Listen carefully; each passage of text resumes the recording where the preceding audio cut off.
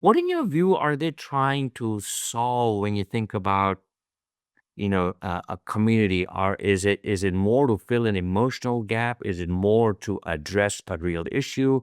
Now, perhaps my sense is there's a bit of both, but what have you seen, and what's driving that?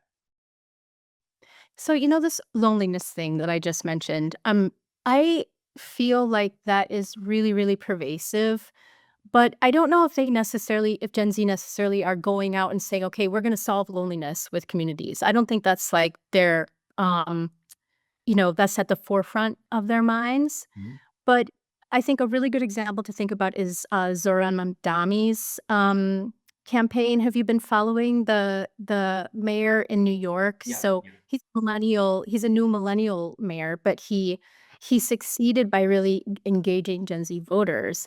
And I mean, his campaign was remarkable in the way that he really went out to speak specifically to Gen Z's needs, but his campaign was really inventive in that they didn't just go from door to door, his volunteers. They did it through building communities. So they would have these like do your own campaign merch nights where like Gen Z would gather and they would make the merch together and meet each other in that way. They would have soccer games.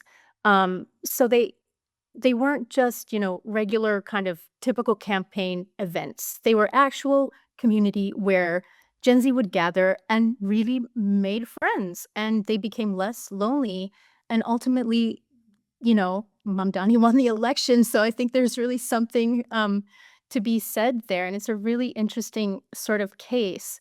So even though they don't go out necessarily trying to solve for loneliness, I think they might end up doing that anyway, and that's like a benefit that kind of keeps the community building nature alive in them.